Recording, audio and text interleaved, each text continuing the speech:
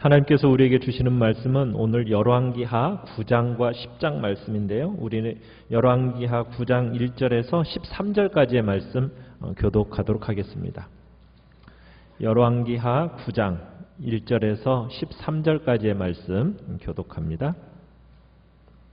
열왕기하 9장 1절입니다. 선지자 엘리사가 선지자의 제자 중 하나를 불러 이르되 너는 허리를 동이고 이 기름병을 손에 가지고 길르앗 라못으로 가라.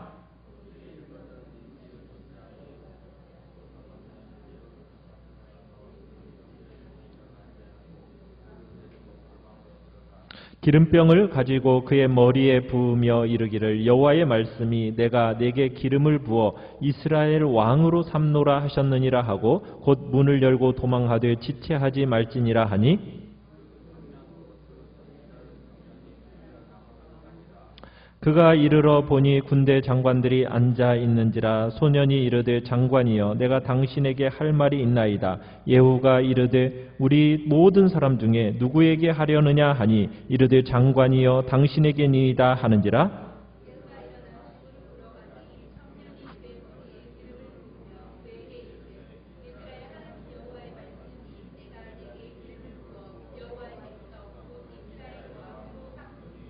너는 내 주 아합의 집을 치라. 내가 나의 종 곧 선지자들의 피와 여호와의 종들의 피를 이세벨에게 갚아 주리라.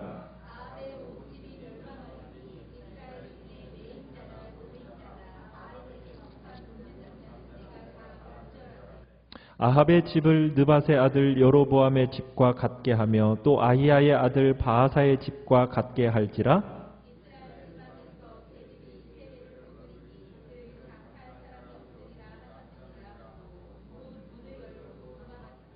예후가 나와서 그의 주인의 신복들에게 이르니 한 사람이 그에게 묻되 평안하냐? 그 미친 자가 무슨 까닭으로 그에게 왔더냐? 대답하되 그들이 그 사람과 그가 말한 것을 알리라 하더라.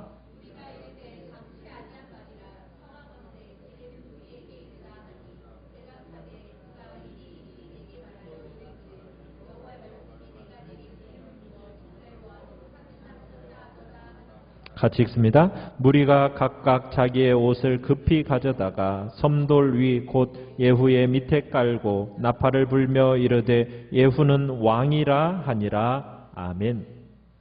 오늘 말씀은 예후 아합 가문을 심판하시는 하나님의 도구가 되다라는 제목으로 말씀을 나눕니다.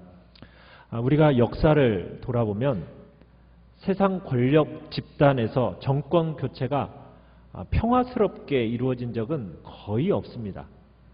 반드시 권력 찬탈을 위한 음모가 있고 암살이 있고 또 물리적인 힘을 동원해서 쿠데타가 일어나고 정복을 통해서 권자의 주인이 바뀌는 일들을 우리가 자주 보게 되곤 합니다. 지금도 우리나라야 이렇게 민주주의로 이렇게 순조롭게 되어져 가지만 우리도 얼마 전까지만 해도 참으로 그 권력을 둘러싼 유혈 충돌들이 비일비재하게 일어나고 있었음을 보고 있고 지금도 다른 나라들 속에는 그런 일들이 일어나고 있습니다. 그런데 이런 악한 모습들도 다 하나님의 주권적인 통치 아래에 있다는 것을 우리는 기억해야 합니다. 무질서하게 돌아가는 것 같지만 반드시 하나님의 결정적인 개입이 있으시다는 거예요. 그래서 그분의 뜻을 이루어 나가신다라는 것을 우리는 보게 됩니다. 오늘 우리가 보게 되어지는 이제 아합 가문의 심판은요. 이미 오래전에 하나님이 엘리야를 통해서 오므리 왕조를 심판하시겠다고 말씀을 하셨습니다. 아합이 아내 이세벨과 함께 이스라엘을 바알 숭배하도록 선동했고 또 선지자를 죽인 것에 대한 죄값과 또 나봇을 죽이고 그의 밭을 폭력으로 취한 것에 대한 심판을 하나님께서는 선언하셨습니다. 원래 하나님은 아합 시대 때 심판으로 그 아합 시대 때 끝내버리려고 했어요. 그런데 엘리야의 이 심판의 말을 이 아합이 듣고서는 어떤 행동을 취합니까? 근신합니다. 회개하는 마음을 보여요. 그러자 하나님께서는 아합의 세대가 아닌 그의 아들의 세대에 가서 이 일을 하시겠다고 심판을 보류해 주셨어요. 그러다가 이제 드디어 하나님의 심판의 때가 임할 때가 온 겁니다. 우리가 이미 수차례 보아온 것처럼 하나님은 한 사람의 그 신실하심 때문에 자손 대대로 복을 내리시는 분이에요. 그렇지만 또한 한 번 하나님이 선언하신 심판에 대해서는 아무리 오랜 세월이 흘러도 그 심판에 대해서는 분명하게 지키시는 분이 또한 하나님이십니다. 하나님은 이미 엘리야를 통해서 예후에게 이스라엘이 왕이 될 거라는 것을 이미 말씀을 하셨고 그에게 기름을 부어 한번 세우셨어요. 그것을 우리가 열왕기상 19장 6절에서 우리가 볼 수가 있는데, 자, 엘리사가 이제는 이 오므리 왕조를 끝내고 이제 아합의 아내 이세벨, 그의 아들들 그 모두를 청소할 사람으로 예후를 세우고 이스라엘 왕으로 세우려고 합니다. 그런데 그 일에 오늘 본문을 보면 직접 엘리사가 나서지를 않고 한 사람을 보냅니다. 자, 1절에 보시면은 누구를 보내고 있습니까? 엘리사의 선지자의 제자 중 하나입니다. 그러니까 하루는 함께한 제자들 중에 한 사람, 그 하나를 부릅니다. 그리고는 기름병을 주면서 이 기름병 들고 길르앗 라못이라는 곳으로 가라, 이렇게 명령을 합니다. 자, 근데 이 길르앗 라못이라는 곳은 어떤 곳이냐? 우리가 8장 28절로 가보면요, 8장 28절에 지금 길르앗 라못에서는 어떤 일이 지금 진행 중에 있습니까? 아합의 아들 요람과 지금 누가 싸우고 있어요? 아람왕 하사엘과 지금 더불어 싸우고 있습니다. 그런데 요람 군과만이 아니라 아시아 유다 군과 함께 연합해서 지금 싸우고 있어요. 그런데 이 길르앗 라못이라는 곳은 어떤 곳이냐면 아합이 이곳에서 전쟁하다가 죽었던 장소입니다. 그런데 아합의 아들 요람도 그곳에서 싸우다가 28절에 보니까 무엇을 입었다고요? 부상을 입었습니다. 그 부상당해서 상처를 치료하기 위해서 29절에 가보니까 어디로 돌아왔다고 얘기하고 있어요? 이스라엘이라는 곳으로 돌아가 있습니다. 그리고 남왕국 왕 아시아도 이 요람을 병문안하기 위해서 길르앗 라못을 떠나 지금 이스라엘로 가 있는 상태예요. 자, 그러면은 지금 이 순간 길르앗 라못에는 누구만 있습니까? 왕은 없어요. 누구만 남아있어요? 요람의 군사들과 아시아의 군사들, 장군들만 지금 남아있는 겁니다. 그 상황 속에서 지금 엘리사가 제자에게 명령을 내리는 거예요.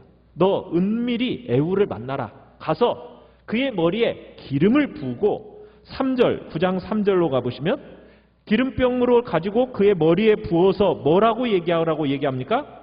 여호와의 말씀이 내가 내게 기름을 부어 뭘 삼겠다? 이스라엘의 왕으로 삼겠다. 이스라엘의 왕으로 세웠다. 좀 이렇게 말하고서는 그 즉시 빠져나라고 지시합니다. 절대 그곳에 머뭇머뭇거려서는 안 되고 빨리 빠져나오라고 당부를 해. 왜요? 왕이 아직 죽었습니까? 안 죽었습니까? 아직 살아있는 상태잖아요. 그런데 기름을 부어서 왕을 삼는다고 하면 그것은 뭐예요? 그죠? 모반이요? 영모죄예요. 영모죄. 그러니까 극도로 조심할 필요가 있는 겁니다. 영모에 가담한 죄로 잘못하면 어떻게 돼요?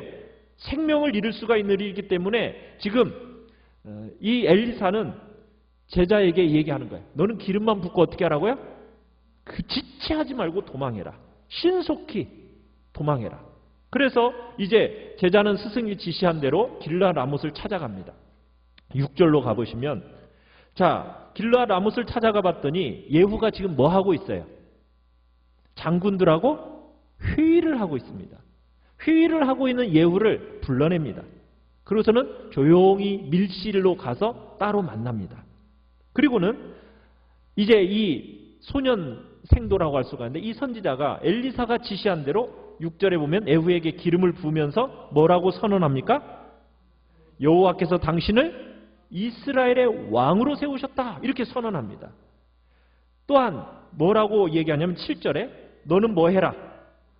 지어. 아합의 집을 쳐라. 하나님께서 너를 지금 이스라엘 왕으로 세우는 목적에 대해서 명백하게 말씀하고 계시는데 뭐 하라고요? 아합의 집을 쳐라. 이 아합의 집이 어떤 집인데? 선지자들의 피와 또 다른 주의 종들의 피를 흘린 집. 그 이세벨을 내가 그 핏값을 갚을 것이다 하면서 목적을 얘기합니다. 그래서 예후는 이제 아합의 집안에 씨앗을 다 말려버려야 돼요. 그래서 8절에 보면은 온 집안을 너가 멸망을 시켜서 이제 뭐와 같이 9절에 가보면은 여로보암의 집과 같이 바사의 집과 같이 해야 한다. 그러면서 10절에 보면은 이세벨의 죽음은 아무도 묻지 않고 비참한 종말을 맞이하게 될 거다 하고서는 이 말을 남기고서는 이 선지자는 곧장 그 자리를 떠나버립니다. 자, 회의 중에 갑자기 선지자 하나가 찾아오더니 예후가 불려나갔잖아요. 그리고서는 작전실로 예후가 돌아왔어요. 다른 장군들이 어떤 마음이겠어요? 무슨 일일까 막 궁금하지 않겠습니까? 그래서 궁금증을 토로했어요. 도대체 저 소년 선지생도가 와서 무슨 메시지를 당신에게 은밀하게 전한 겁니까? 하면서 궁금해해요. 그러니까 예후가 정확하게 말하지 않고 그냥 슬쩍 넘어가려고 그래요. 그러니까 이 사람들이 궁금하니까 끝까지 선지자와 나눈 대화 내용 빨리 알려달라고. 게다가 아마 10중 8구 지금 기름으로 뭐 했어요? 예후의 머리에 부었었잖아요. 그러면은 예후의 머리가 어떻게 돼 있었겠어요? 기름에 젖어서 떡이 돼 있을 거 아니겠습니까?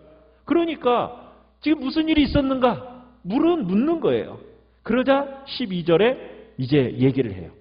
여호와의 말씀이 내가 내게 기름을 부어 뭐가 삼으셨다? 뭐로 삼으셨다? 이스라엘의 왕으로 삼으셨다라고 말씀하셨어. 딱 이렇게 얘기를 하니까 예후로부터 이제 소년 이야기를, 이 선지자의 이야기를 딱 전해들은 예후의 동료와 부하들이 충격도 받았지만 또 흥분에 휩싸여가지고 13절에 어떻게 하고 있습니까? 급히 즉시 예후를 왕으로 추대합니다. 아마 이미 이스라엘 이 병사들 사이에는 왕에 대한 불만이 이미 만연해 있었던 것 같아요. 그리고 예후가 이미 아마 동료와 부하들 사이에서 지도력을 인정받고 있었음을 의미합니다. 그래서 하나님은 이 모든 정황을 다 알고 계셨기 때문에 사용하신 거고 예후는 그 즉시로 이제 움직이기 시작합니다. 15절로 가보시면은 예후가 이제는 자기와 함께 있던 장군들에게 전령을 보내가지고 뭐라고 얘기하면 오늘 일어난 일에 대해서 요람 왕에게 절대 알리지 말도록 철저한 함구령을 내립니다. 그리고는 어떻게 하느냐? 그 즉시 이제 군대를 스스로 이끌고서는 요람이 있는 이스라엘로 향하게 되죠. 전혀 예고 없이 17절에 가보시죠. 거기에 가보면은 갑자기 이스라엘 망대에서 파수꾼이 하나가 지켜보고 있는데 어떤 일이 지금 일어나고 있습니까?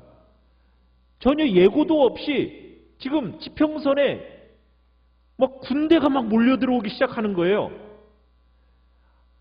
이 군대가 어떤 군대일까? 지금 아람군에게 패해서 도망오는 중일까? 아니면 아람이 지금 대군을 이끌고 직접 침략해 오는 걸까? 아마 불안하기는 요람왕도 마찬가지고 지금 왕이 자기 명령 없이 지금 막 군대가 오는 거잖아요. 막 그래서 궁금해서 사자를 보냈습니다. 17절에 보시면은 한 사람을 말에 태워서 보내면서 맞이하면서 뭐라고 묻게 했습니까? 17절 끝에 보니까 평안하냐 하고 묻게 했어요. 이 평안하냐라는 말은 무슨 뜻이겠어요? 지금 전쟁 중이었잖아요. 전쟁에서 어떻게 되었습니까? 일이 잘 되었냐? 전쟁에서 이겼냐? 이런 것으로 이제 물었겠죠. 그랬더니 예후가 18절에 그 사람에게 사납게 일갈하면서 평안이 내게 무슨 상관이냐? 내 뒤로 돌이켜라. 내 뒤로 물러나라. 더 이상 왕의 부하로서 내 앞에 저항하지 말고 너 내 수하에 복종해라. 그런 의미로 얘기하는 거예요. 그러니까 왕의 사자가 딱 보니까 이게 사태가 심상치 않잖아요. 그러니까는 그 사태를 짐작하고는 즉시 예후 편으로 딱 섭니다. 그래서 예후는 그 뒤에 또 한 번의 사자를 왕이 보내요. 왕이 보내니까 이 사람도 자기 편으로 또 흡수해서 그러면서 폭풍처럼 막 진군해 오기 시작합니다. 자, 20절에 가보시면은 망대에서 이 광경을 지켜보던 군사가 왕에게 사실을 하나 보고를 하는데 뭐라고 보고를 하느냐면 군대를 지휘에 오른 사람이 누구 같다고 얘기합니까? 예후 같습니다.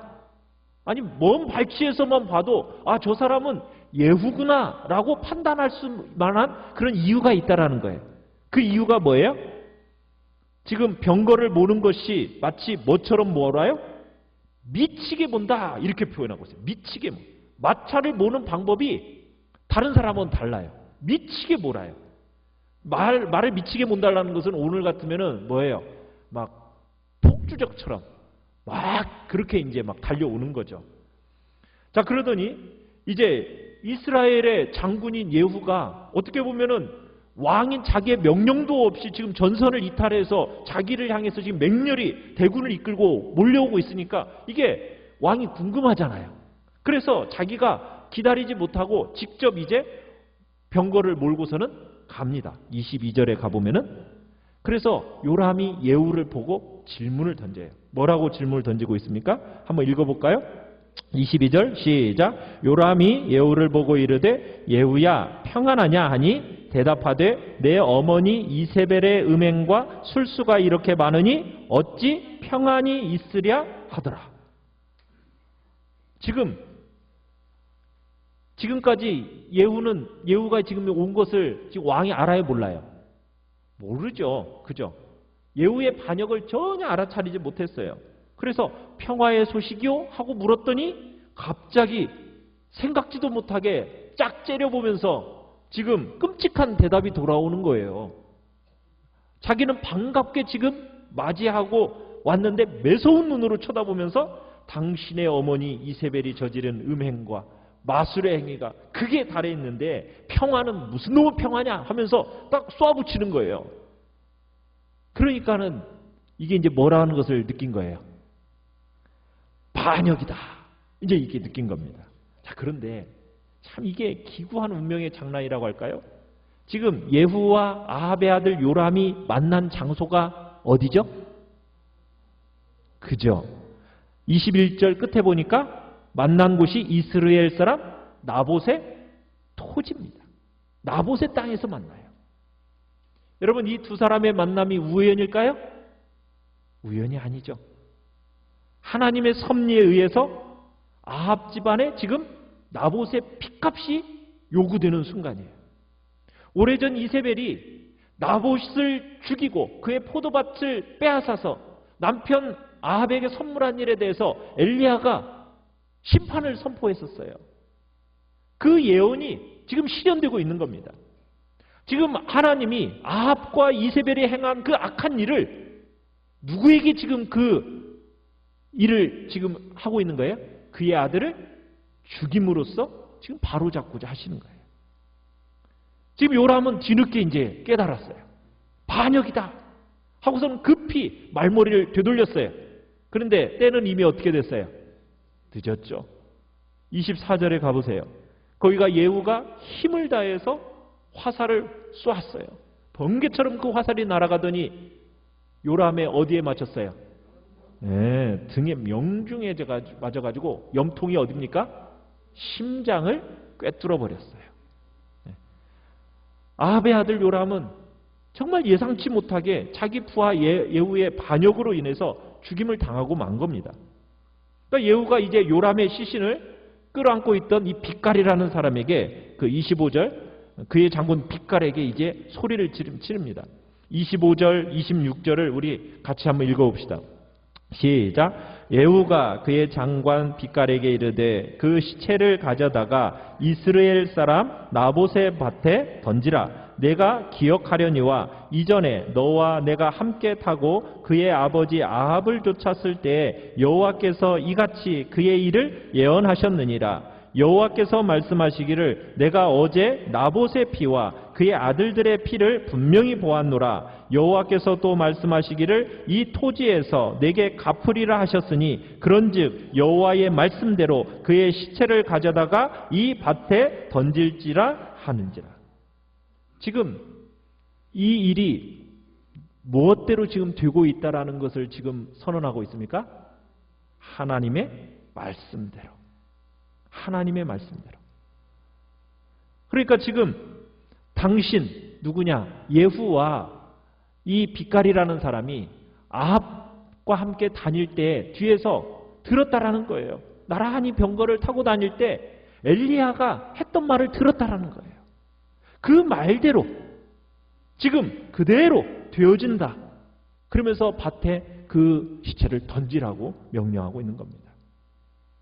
참 하나님의 심판하신 예언은요, 정말 무섭도록 정확하게 이루어집니다. 자기의 자식대에 와서 정확하게, 정말 예후는 자신이 요람을 죽여서 그곳에 던지면서 하나님의 심판을 다시 한번 모두에게 상기시키고 있는 거예요. 하나님은 악하고 기만하는 사람들, 그들이 감행하는 그 억울한 죽음, 그거 그냥 지나가지 않으시고 그 세대가 지나간 후에라도 하나님은 잊지 않으십니다. 심판하세요. 왜? 죄에 대한 대가는 사망이거든요. 하나님은 반드시 심판하시는 거죠. 자, 그 27절로 가보시면 그것을 옆에서 지켜본 사람이 있어요. 누가 요람이 죽는 것을 지켜봤어요? 그죠? 유다의 왕 아하시아가 지켜보다가 혼비백산해가지고 막 도망치기 시작합니다. 자, 예후의 부하들이 그를 막 쫓아가가지고 결국 치명적인 상처를 입혔어요. 그래가지고 아하시아가 이스라엘이라는 곳에서 이제 그리 멀리 떨어지지 않은 어디까지 도망을 갔어요? 무깃도라는 곳까지 도망을 갔고 그곳에서 결국에는 어떻게 되었습니까? 죽었어요. 순식간에 지금 어떻게 된 겁니까? 북이스라엘 왕, 남유다의 왕 두 명이 지금 순식간에 죽어버린 거예요. 목숨을 잃어버린 거예요. 참 아시아는 만약 그때 그곳에 함께 있지 않았더라면 어떻게 되었을까요? 안 죽었겠죠. 그런데 이것 역시 아합에 대한 심판입니다. 왜? 이 아시아가 아합과 무슨 관계죠? 외손주예요. 외손주. 아합의 외손주예요. 그러니까 하나님은 지금 아합의 후손들에 대한 철저한 지금 심판을 예언하셨는데 지금 그 심판대로 진행되고 있는 거예요. 그러니까 아시아가 그 자리에 있었던 것은 우연이었어요? 우연이 아니었던 거죠. 불행한 우연이 아니라 하나님이 심판을 이루시는 섭리였다라는 것을 우리는 보게 되는 거예요. 역대하 22장 7절에서는 이 부분을 대해서 뭐라고 설명했냐면 이는 하나님께로 말미암은 것이다. 분명하게 밝히고 있습니다. 그래서 결국 왕위에 42세의 왕위에 올랐는데 왕이 된 지 1년 만에 비참하게 죽음을 당한 왕이 바로 이 아하시아입니다. 그러니까 유다에 있었던 아합 왕조의 씨를 이스라엘까지 데려와 가지고 하나님이 죽임을 당하게 하셨다라는 것은 그만큼 하나님의 심판이라는 것은 무섭고 철저하다라는 것을 우리에게 보여주고 있는 겁니다. 자, 이렇게 이스라엘의 왕으로 기름을 부음받은 예후, 이제 아합의 집안을 체계적으로 이제 정리해 나가기 시작하는데요. 먼저는 누구부터 이제 처리를 하고 있습니까? 30절에 가보니까 그러죠. 아합의 아내 이세벨. 이 여인은 남편을 뒤에서 조종한 사람입니다. 이스라엘이 하나님을 배반하도록 주도적인 역할을 했던 사람이 바로 이 이세벨이 악녀죠. 요람의 어머니이자 아합의 아내였던 이세벨. 이 이세벨이 예후가 자신의 아들을 요람왕을 죽였다는 소식을 듣게 되었어요. 자, 듣게 되었는데 자, 뭘 하고 있습니까? 30절에 보니까 눈을 그리고 머리를 꾸미고 그러면서 창에서 바라보고 있어요. 참 대담한 여자입니다. 그렇지 않습니까? 눈 화장하고 머리 아름답게 꾸미고 예후를 기다리고 있는 거예요.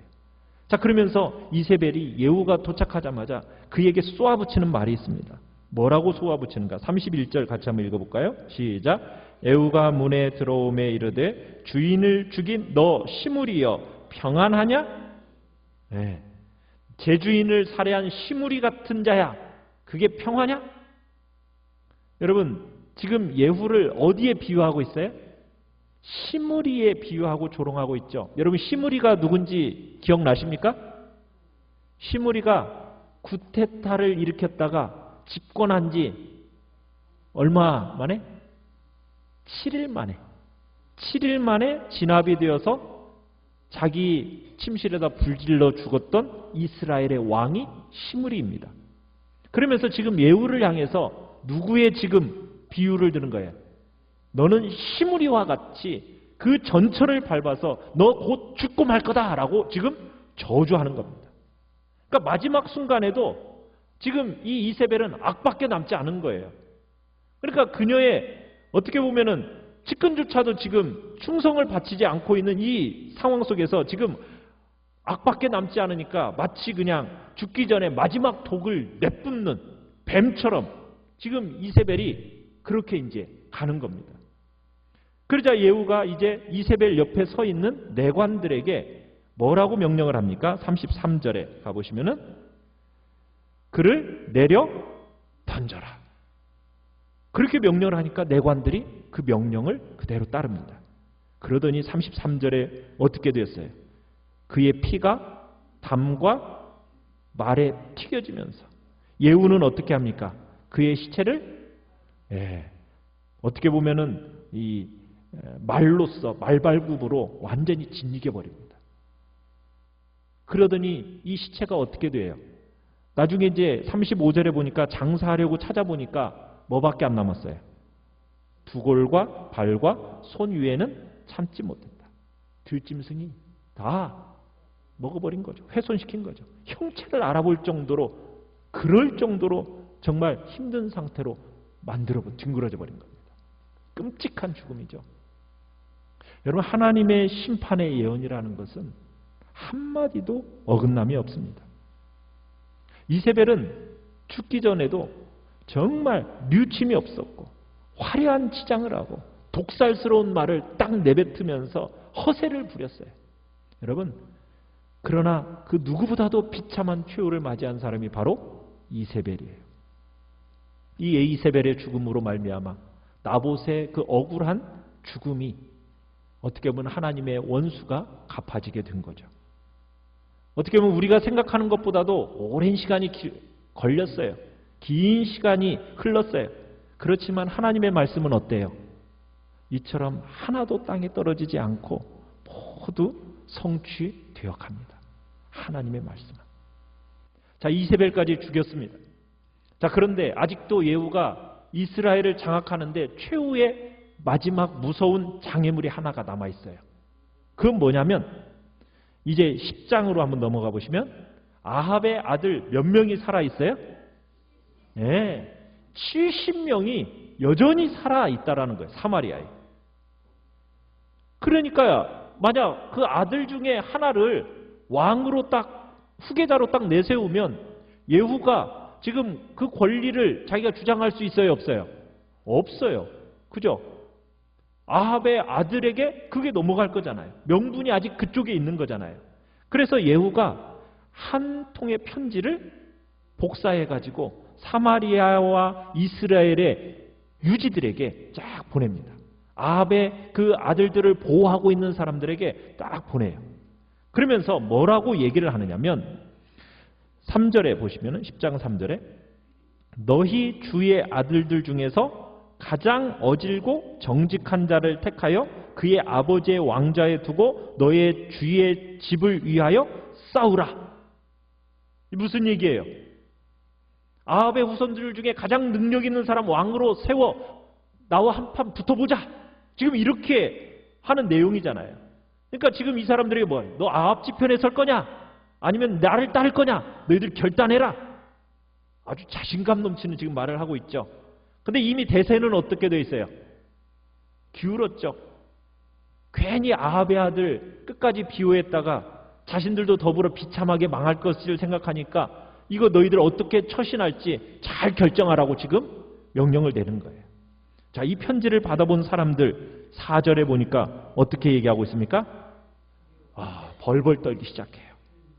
그리고는 한결같이 요람과 지금 아하시아 두 왕도 이거 당해내지 못한 이 예후를 우리가 어떻게 할 수 있단 말인가 하고서는 인정을 합니다. 그러면서 편지를 보내요. 예후에게 다시. 우리 싸울 생각 전혀 없습니다. 어떻게 하면 좋을까요? 명령만 내려주세요 하고 요청을 해요. 그러자 6절에 가보시면은 예후가 뭐라고 얘기합니까? 아합의 모든 자손들을 어떻게 하라고요? 목을 쳐서 그 목을 뭐해라? 나에게 가져와라. 자, 그랬더니 진짜 7절에 아합 왕자 70명이 그 머리가 광주리에 담아서 예후에게로 옵니다. 참 최측근이었던 사람들에 의해서 하루 만에 모조리 죽임을 다 당해요. 예후는 뭐 손에 피 한 방울 안 묻히고 그리고서는 아합의 아들들 깨끗이 제거해버렸죠. 그리고서는 10절에 다음 날 백성들을 모아놓고 왕자들의 머리를 보여주면서 뭐라고 설명을 하느냐. 우리 10절 한번 읽어볼까요? 시작. 그런즉 이제 너희는 알라. 곧 여호와께서 아합의 집에 대하여 하신 말씀은 하나도 땅에 떨어지지 아니하리라. 여호와께서 그의 종 엘리야를 통하여 하신 말씀을 이제 이루셨도다 하니라. 어떻게 되었다고요? 하나님의 말씀대로 성취되어졌다.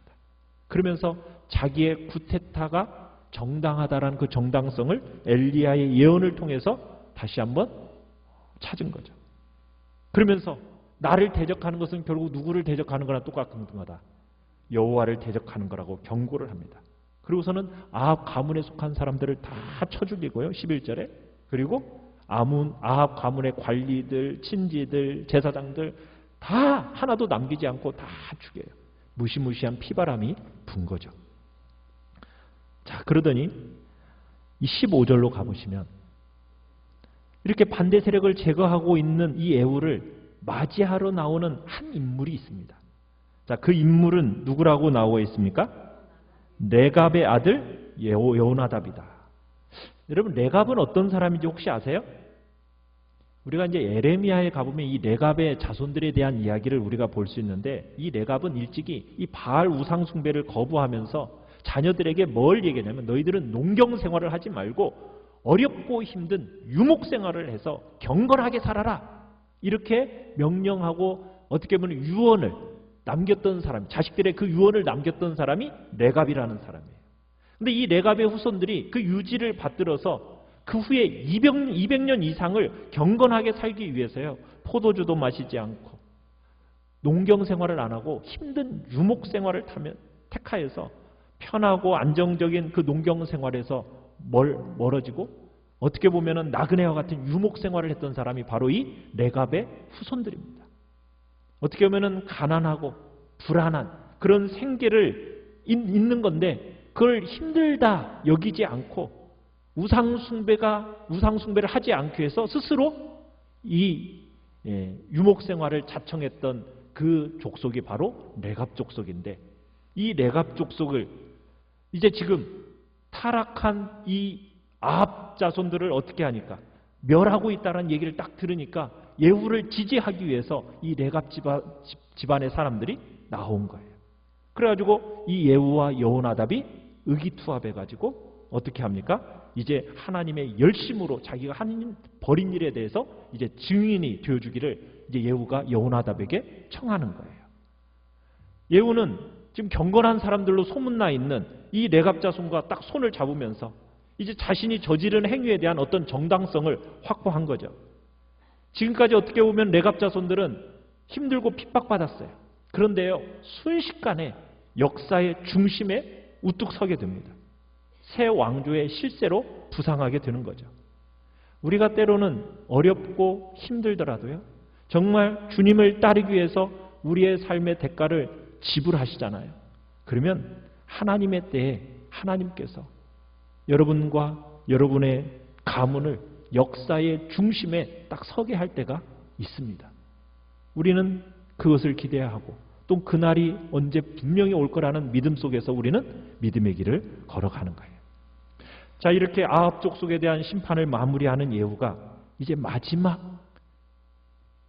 개혁을 해나가는 데 있어서 뭘 하느냐면 종교적인 죄악에 대한 심판을 실행합니다.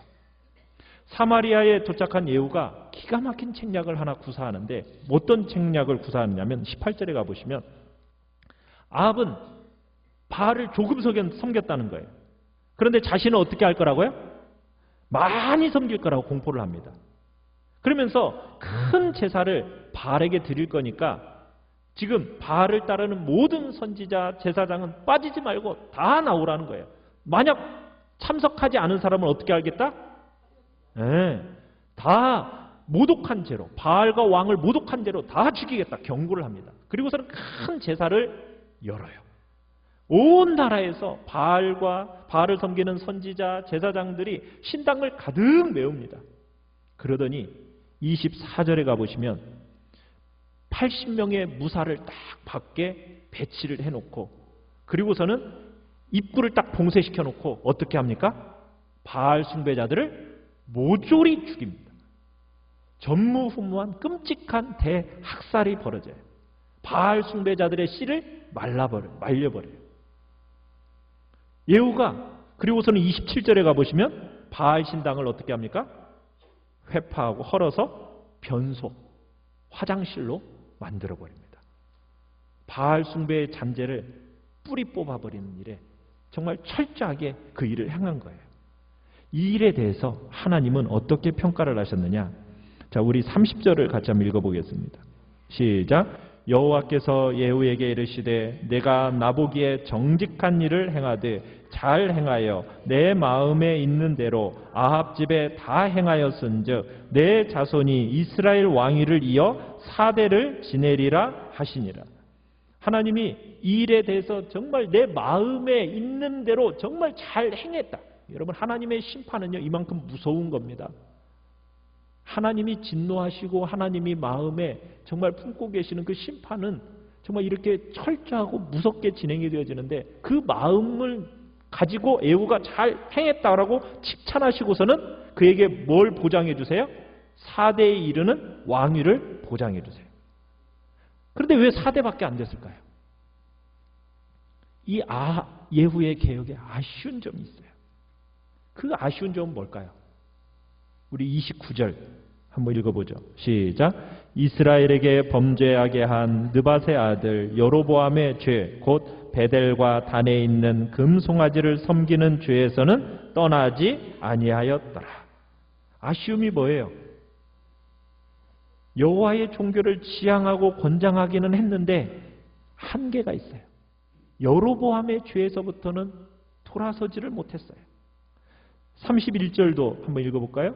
시작. 그러나 예후가 전심으로 이스라엘 하나님 여호와의 율법을 지켜 행하지 아니하며 여로보암이 이스라엘에게 범하게 한 그 죄에서 떠나지 아니하였더라. 참 안타까워요.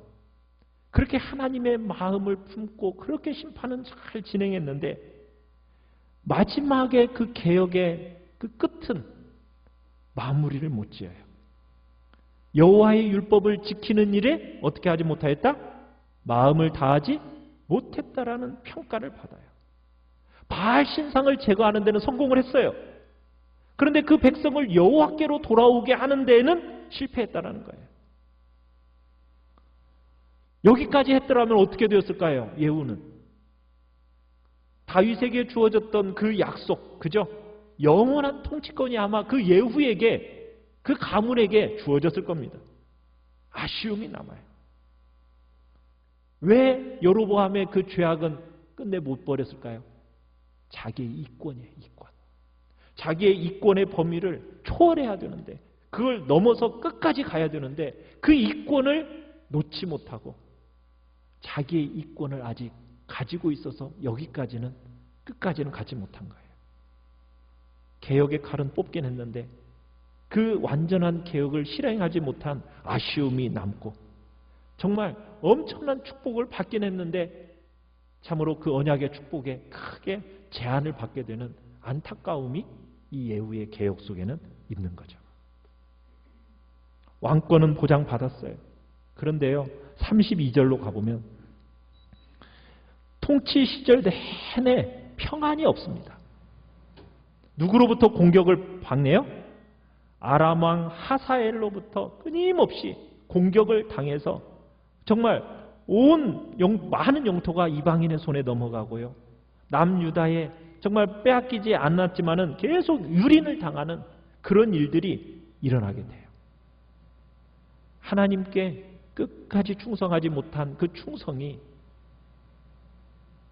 그의 인생 속에서 그 자자손손이 평안을 누리지 못하는, 번영을 누리지 못하는 안타까움으로 마무리 지어진다는 것이 참으로 그 개혁에 있어서 안타까운 모습이에요.